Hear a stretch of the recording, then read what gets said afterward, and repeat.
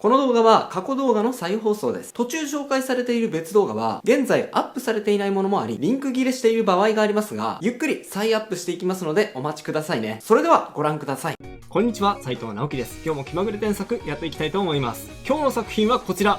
マキマさんかわいい。ミントさんの作品でタイトルはマキマ。こんにちは、斉藤直樹さん。このイラストはチェンソーマンに出てくるマキマのイラストで、支配の悪魔ということで人を見下しているような表情にして手には鎖を持たせました。いつも自分が描く絵とは違う雰囲気で描いてみたのですが、髪の毛の影の塗り方がわからず、ごまかすような形で髪の毛の光を入れてしまっています。また毎度イラストを描くときにこういう雰囲気に合う背景がわからずに、何も描かないかグラデーションで終わらせてしまいます。あと自分がイラストを描くと、一枚の絵として完成しきっていない感じの物足りなさを感じてしまいます。この絵の物足りなさをなくすにはどうすればいいのか教えてください。添削してほしいところは背景の描き方、髪の毛の影の付け方、腕のつながりです。とのことです。いやー、まずですね、素直に顔がいい。もうね、このマキマさんに私に活躍見せられそうって言われたら、僕もね、もう全力で頑張っちゃいそうだなっていう風に思いました。支配されちゃいそうです。かわいい。はい。ちょっとね、落ち着きましょう。でね、このイラストのどこを添削していくかなんですが、作者のミントさんもおっしゃっている物足りなさをなくす方法についてです。ミントさんのイラスト、確かにね、全体で見た時に、キャラクターがうまく描けているにもかかわらず、なんか物足りない。いまいち見ている人に訴えかけてこない弱さが確かにあると思うんですよ。この正体は何なのか、皆さんわかりますでしょうか？これね、ミントさんだけじゃなくて、多くの人が同じようなパターンで、なんかね、俺の絵物足りないなっていう風に悩んでいることがあると思うんです。この動画を見ていただければ、皆さんが抱えている物足りなさの正体、それを知っていただけで、うおー、なんかこの絵グッとくる、最高という満足感を描いている側も見ている側も感じられる、そんなイラストがね、描けるようになると思います。ぜひ最後までお付き合いください。それでは早速、行ってみましょう。はい。でね、今回の添削は、形と色、2方向から調整する必要があると思うんですが、まず最初に形の調整から始めていきましょう。まずね、大きい部分で言うと、ここを変えていきたいです。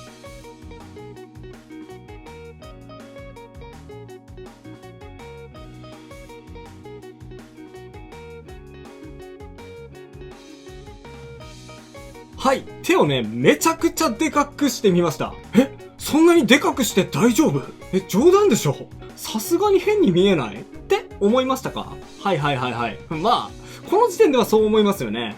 でもね、大丈夫です。これね、冗談でも何でもありません。最後はなんでそうしたのかちゃんとご理解いただけると思います。ちょっとね、手の位置も変えたので、角度的にも変になった分、形をちょっと調整しながら腕もつなげていきますね。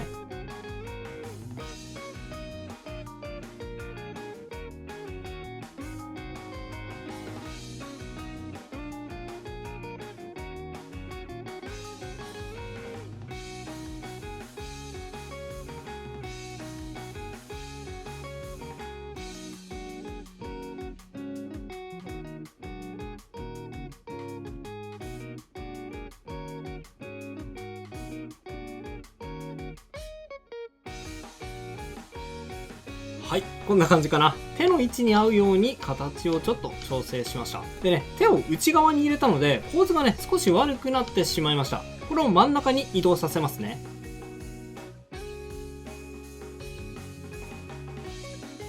はい、こんな感じ。そしたら、顔が少し大きめなので、顔も少しだけ小さく調整します。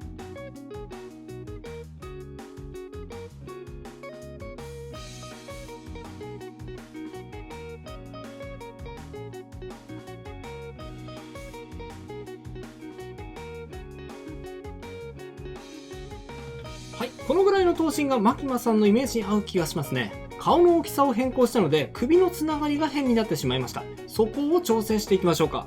やってみます。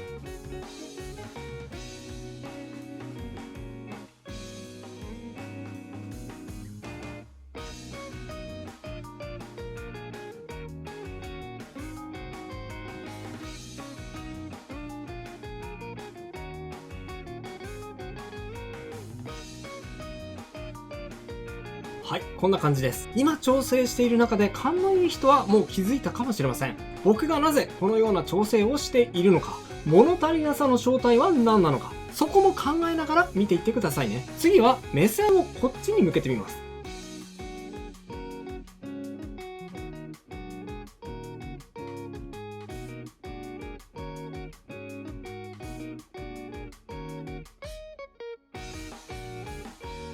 はい、目線をチェーンの先ではなく、画面に向かってこちら側を見ているように変更しました。そしてね、次で僕の意図がわかると思います。非表示にしていたチェーンの形。これですね。これをこんな風に変更します。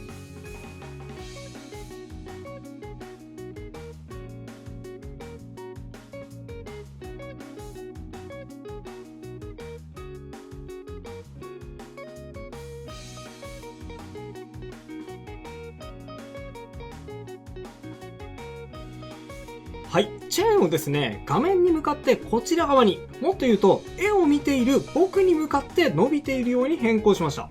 こうすることによって、絵を見ている僕が、マキマさんの鎖に繋がれているような構図になります。これは命令です。契約すると言いなさい。って言われて、もう次の瞬間、マキマさんの言う通りに服従させられてしまっているっていう、どうにもできない状態ですね。マキマさん、めっちゃ怖いけど最高。はい。ごめんなさい。ちょっとね、取り乱しちゃいました。なんでね、こういう変更を加えたかというと、見ている僕と絵の中のマキマさんの関係をはっきりとさせるためです。添削前はですね、マキマさんは僕ではなくて鎖の方を見ていました。ほら、鎖のね、先の方を見ていますよね。なのでもしかしたらマキマさんは、鎖に繋がれている僕じゃない誰か。天使の悪魔とか、アキくんとか、服従させられている誰か、あるいは自分が飼っているたくさんの犬とかね、それらを見ている可能性があると思うんですが、そういった誰かはこの画面の中には書かれていません。だからですね、この絵を見ている僕は、この絵をどういう立ち位置で見ていいのか、いまいちね、わからない状態なんですよ。マキマさんの視線の先に誰かいるかもしれないし、でも画面の中には誰もいないから、あれもしかして自分のこと見てんのかなっていう、そのどっちつかずの状態が、この絵、俺はどういう気持ちで見たらいいんだろうっていうふわふわした状態を作り出してしまって、それが結果的に物足りなさにつながってしまっていると僕は思うんですよ。なので僕は鎖に繋がれているのは画面に書かれている第三者ではなくて絵を見ている自分にすることで自分がマキマさんに服従させられているっていう絵の中のマキマさんと自分との間に明確な関係性をつないではっきりとさせたわけです。一応補足するんですが、目線を鎖に向けたままにするっていうパターンもあると思います。その場合には鎖に繋がれている対象のものを描きましょう。例えばね、鎖で首を締め付けられて、うえーって苦しそうにしつつもどこか嬉しそうにしている主人公のデンジ君の顔をこんな風にここら辺にね、描いてあげても全然いいと思います。今回はね、こっちパターンでいきますね。さあ、それでは次は色の添削に入っていきます。色の添削って言ってもですね、別にそんなに盛大に派手にしたり、そういった必要は全くありません。ポイントは、色の明るい暗い、明暗さだけです。まずは、顔を暗くしていきます。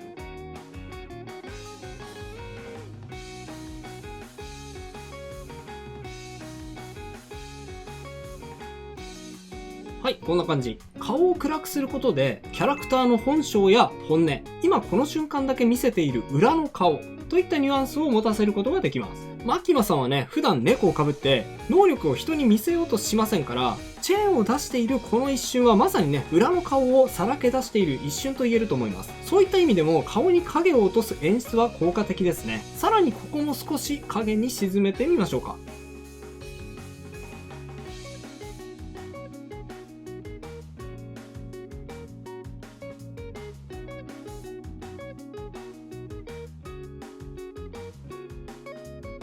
はい、下半身の部分もね、暗くしました。マキマさん、黒いパンツに白いワイシャツなので、設定上ね、ここにどうしても明暗さが思いっきりついてしまうんですね。でも今回この絵の場合、ここにそこまで注目してほしい理由はないので、目がいってしまう明暗さはここはなるべく抑えたいっていう意図がありますね。あとは微調整として、胸の周りにも少し陰影を追加しましょうか。やってみます。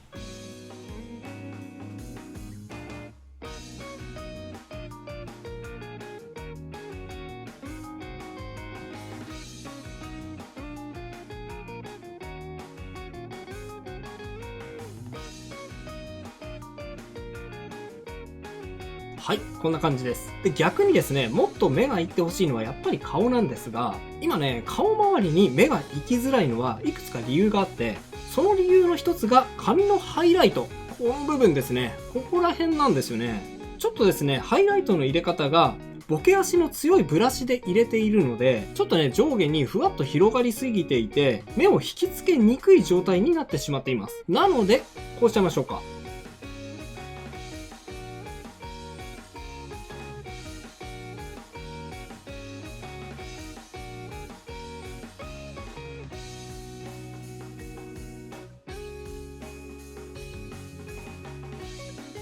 ハイライトの塗り分けについてはボケ足があっても全然いいんですが、ところどころこんな風にパキッとシャープな色分けにしてあげるとメリハリが生まれてより目を引きやすくなると思います。あともう一つ、やはり今はですね、マキマさん特殊な能力を使っている瞬間なので、目を怪しく光らせることでも顔に目を引きつけることができると思います。こんな風に。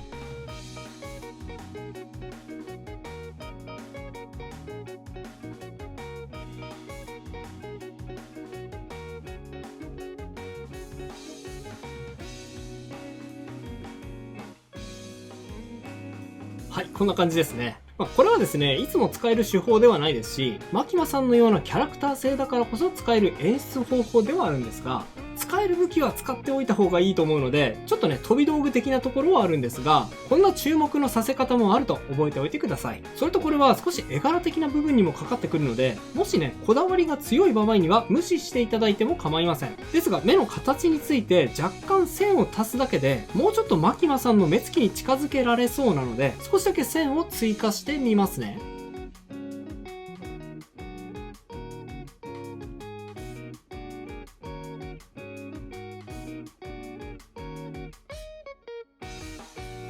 はい、こんな感じです。これね、微妙な変化ではあるんですが、前と後、結構ね、これだけでマキマさん感増したような感じがしませんか？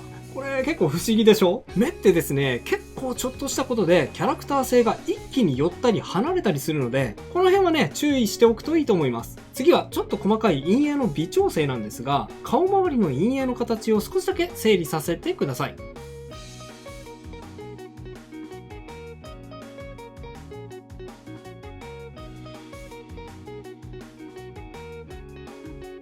はい、こんな感じ。あとこれもちょっと微調整なんですが、全体的に変形をかけたりしたので、線の太さについてもちょっとだけ調整したいと思います。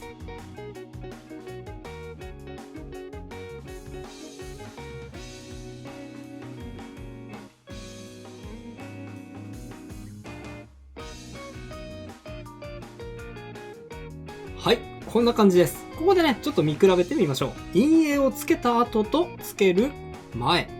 つけた後とつける前。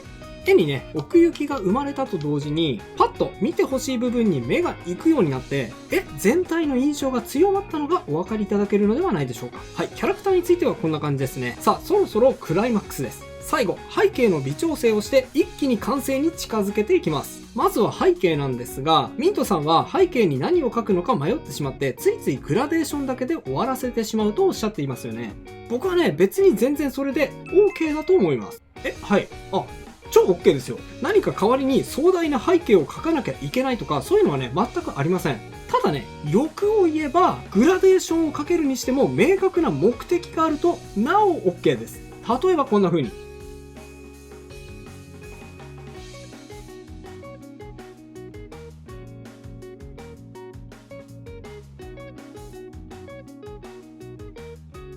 はい、もうね、ちょっとした調整なんですが、マキマさんの顔に向かってシュシュシュシュシュッとこうブラシタッチを入れてあげる。こうすることで漫画でいう集中線のような効果が生まれるので、ここ見てーっていう、そういうマキマさんの顔に注目させるためのグラデーションっていう明確な目的をグラデーションにも持たせることができるんですよ。でね、余裕があればちょっとこんな風にしてもいいかもしれません。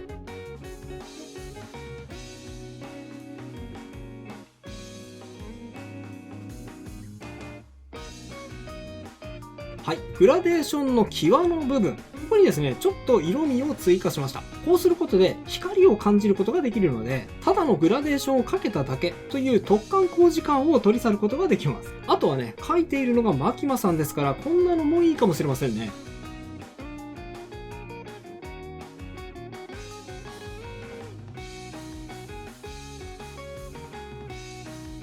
はい、ちょっとですね、よく見ないとわからないかもしれませんが、ここですね。背景にうっすら天使の輪を付け加えてみました。これでさらにキャラクターに目が吸い寄せることができます。これですね、一応よく見ると、ただの天使の輪っかじゃなくて、マキマさんの輪っかって肉塊でできているような輪っかなので、そういうグニョグニョとしたね、ちょっとグロテスクな感じもよく見るとシルエットに現れているように描いてみました。さあ、後ろから強烈な五光が差している演出になっていますので、キャラクターにもこの光を反映させてあげると見栄えが良くなると思います。やってみましょう。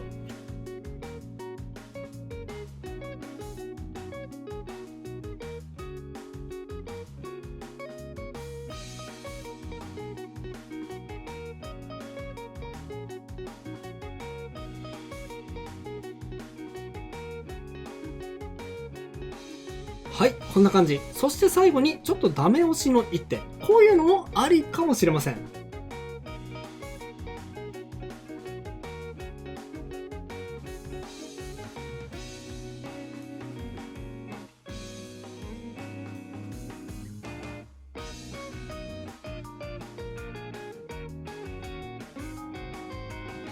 はい、チェーンを白く発光させつつ、手とチェーンにエフェクトを追加してみました。少しだけ派手な演出も欲しいなっていう場合には、こういうちょっとした派手な色味も追加してあげると見栄えが良くなっていいかもしれません。静かなね、演出が好みの場合には、この前の状態でも全然 OK ですね。はい、今回の添削は以上となります。並べて比較していってみましょう。はい、右がビフォー、左がアフターです。こんな風に変化しました。いかがでしょうか？顔の描き込みとかね、大きな形はそんなに変えていないのに、結構ね、ポーズを変えたことと、あと色味によってかなり印象が変わって見えますよね。